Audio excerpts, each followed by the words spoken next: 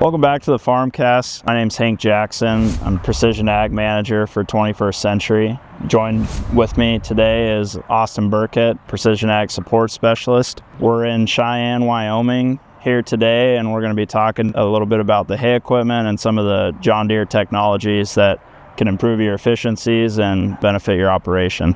So Austin, when we talk about round balers, what's some new features that these round balers have that can provide some value to our customers? Yeah, so there's a lot of different things that are available on these balers. I mean, you got moisture sensors that have been out and around for a while, but biggest thing is now a scale on them, on these round balers, so you can be able to weigh each individual bale coming out the back end, or you can do every 5th or 10th or whatever manual you want to do. The other thing too is it also will keep track of where they're at, so like they geotag each one on there. Takes a little bit more AMS stuff on there besides just the baler and the G5 display, but with that you'll be able to geotag, you know exactly where every single bale is in the field, so that way your neighbors aren't going to be driving by and happen to see one bale missing out there. You know exactly where each one is individually. With the scale on there as well, you're able to give you a good idea how much tonnage you have out there, along with the bale count as well. So if you know you have 100 bales out there and all weighing about 1,600 pounds, you can just go ahead and do the math and figure out how much tonnage that truly was. So with all those components kind of piled together, what's that term? What's John Deere coined that as? They coined those all up as Bale Doc, is what they're calling it as, and it's just literally bale documentation. When you're looking at managing a hay operation, what advantages are guys getting from being able to see all that bale information in Ops Center? Yeah, so a lot of guys, they're starting to kind of use that more as we got some guys up north here in Wyoming that are using it as a way to figure out their tonnage on their fields and stuff too. And a lot of guys here, especially like we got a bunch of dairies and some ranchers and stuff, well, that's their predominant food source that they have for their cows. So a lot of them, they kind of run into rotation, so they can be able to see, well, 5 years is my optimal time, and that's when I'm hitting the best tonnage on my alfalfa, or do I need to sit there and keep it going for 7, 10 years? Guys in the past have ran it for too long, and they're kind of losing some of their tonnage as they kind of gone through and figured out that, shoot, if I take it back and knowing I'm actually averaging 3 tons, 4 tons an acre, and then it drops down to 2, I better pull that out and put that into something else, kind of revamp that soil a little bit, get some of the other nutrients used up, and then bring it back into alfalfa again to get what they truly want. One common misconception is you got to have a scale to use Bale Doc. Is that true? Don't need the scale to be able to use Bale Doc. It's definitely helps. It's just one piece of the pie essentially. But if you don't happen to have it, you can still be able to get your moisture. You still can be able to geotag it. If you have a receiver on your tractor as well while you're baling, you should be able to see exactly where that is, see how many bales there are. But you won't get tonnage, but you can always just sit there and load them up and then take them to scale if you need to. So in my experience, some customers, have gone out, started baling, not getting any information in the Ops Center. What may be a leading cause of that? A lot of it is the wonderful yellow thing that would sit on the front of the tractor cab. If you have other tractors, you probably have them using auto track. It's kind of required for it. So it's called the StarFire Receiver. You just need to be able to put one of those in. That way it has a geo reference of exactly where you are. So it has a spot to put that into spatial data to know where you've been covering and getting your documentation from. Otherwise, it's just a random spot in the world and display doesn't know where you're at. So from my experience, we're not wanting to throw a receiver on a baling tractor. We're not auto tracking.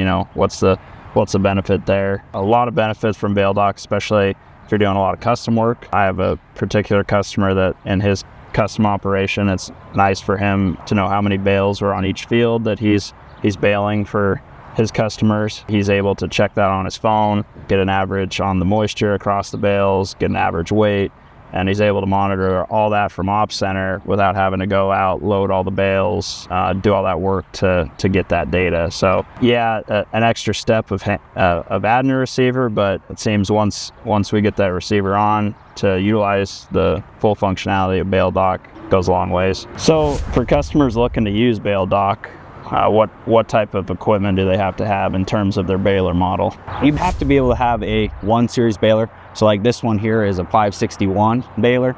And so that 1 series is that last number. So if you have a 560 R or M, that will not do Bale Doc. But if it's a 561, that one can. You need to be able to have that 1 series baler in order to be able to actually use it. and Bale Doc. For customers looking to get into Bale Doc, get into a newer baler, what's the tractor requirements for that? Really kind of depends on your horsepower. Essentially, they're not requiring that much. I think a 561 requires like 85 PTO horsepower. So, but other than that, I mean, you can use an old 4640 tractor or 30 series, 20 series, older ones like that. Be able to use it. Just get a standalone harness that connects into the ISO bus on the baler, and it plugs into your G5 display, and be able to use that to run your baler. So what are some of the benefits of running a G5E? What do customers get out of that? Using a G5E, you're able to see a lot more information. It's a little bit more in the 21st century instead of the late 1990s where it's all LCD screens. There's all LEDs, high resolution, so you'll be able to see a lot more. Clearer view exactly of what your bale shape is doing, so you can be able to see that a lot better instead of just random bars, but gives you a lot more information inside there as well, so kind of be able to handle what bale counts there are and be able to customize that screen too. Maybe you might not care about acres or whatever it might be covering or something, but you can be able to customize that screen instead of being that little LCD screen, and that's all you get to see. Bringing it into the 21st century a little bit, huh? Yeah. So we talked a lot about Bale Doc. What are some other features that these new round balers are coming with?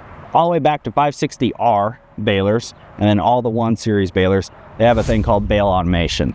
And so there's 2 different stages. So you have like one stage, which is level 1, that requires a electronic SCBs, not the manual levers that you use back and forth, but electronic ones. Those will be able to sit there and kick out your bale, open it, wrap it, everything like that, kick it out, inject it, close up, and it'll tell you to go again, and you can take off. And then there's level 2, and that one is where you start using more of your transmission. And so like you have to have an IVT, EVT to be able to do that, or an E23 or something like that if you're using a larger frame tractor.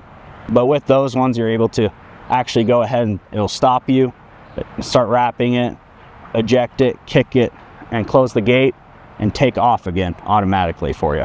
So you're not having to sit there and slow it down, get back to the right speed.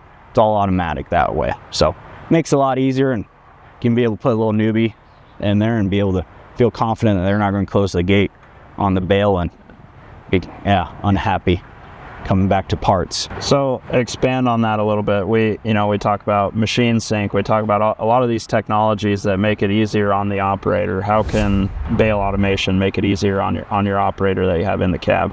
It's just a lot less things that you're actually having to pay attention to. So I mean, you're not always having to watch a million things. I mean, you got to sit there and be driving, weaving back and forth with a round baler to build that bale up correctly and get it uniform in there. So if you can be able to take 1 or 2 things off of your plate that you have to worry about, that just makes it a lot easier. So that way you can take somebody that be able to steer a wheel a little bit and watch the bars. The tractor will eject everything out of there for you and eliminate some of that fatigue and that inexperience because of it. We've talked about a lot of the tech features. What are some more creature comfort features that can be added to these balers?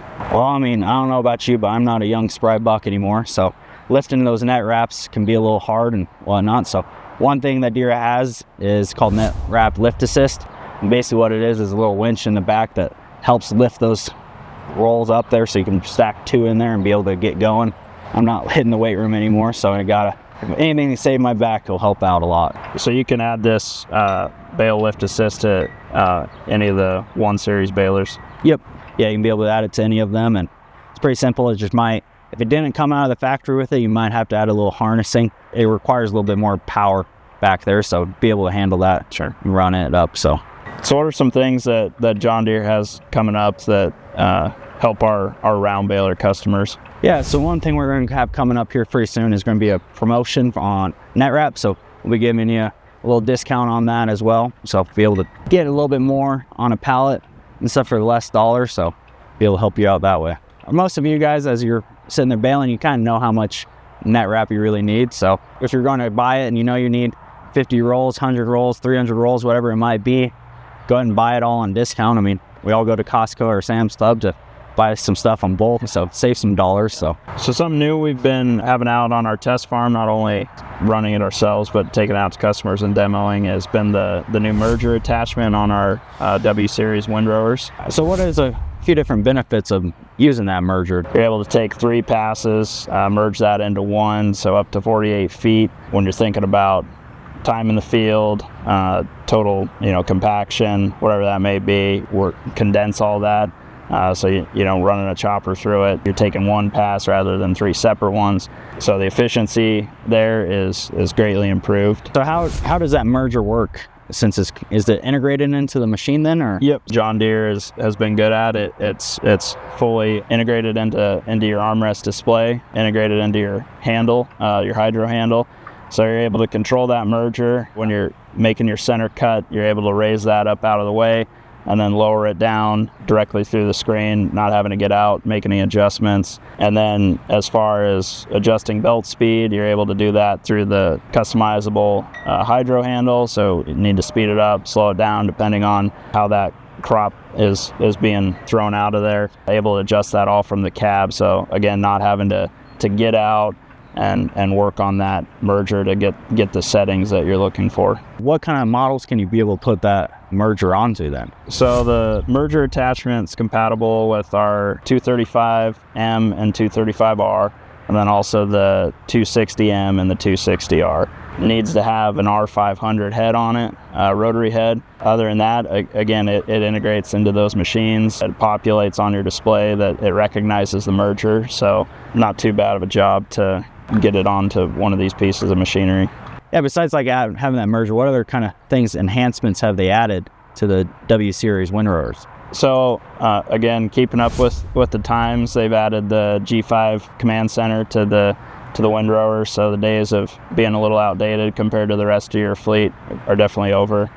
Being able to utilize that G5 display, a lot more area to monitor things, keep track of stuff, especially if you're running a merger. You're watching a few more things than you would be if you're just running a regular rotary. So adding that G5 into the command center has been super beneficial. Matches up with your new F9 chopper and the rest of the tractors in the fleet. So you mentioned the Windrower and kind of using it at the test farm with the merger and stuff. Is there anything else kind of going on down there at the test farm we're doing? Yep, we're running that 235 with the merger down at our test farm. We also had the F9, the new F9 chopper out at our test farm. We're going to be having an episode to come, so be on the lookout for that. Got a lot of good in-field footage. Definitely going to be able to see how these machines can really perform. So Austin, I want to thank you for taking the time to go through all the Baler technologies with us, how they can benefit our customers, especially out in eastern Wyoming, where we got a lot of round balers out running around. So if you're interested in any of these Baler technologies, any of the updated features on the Windrowers, reach out to your local Precision Ag consultant, or you can always give us a call at our Precision Ag hotline at 970-528-1233, and we'll get your questions answered. See you on the next episode of the FarmCast.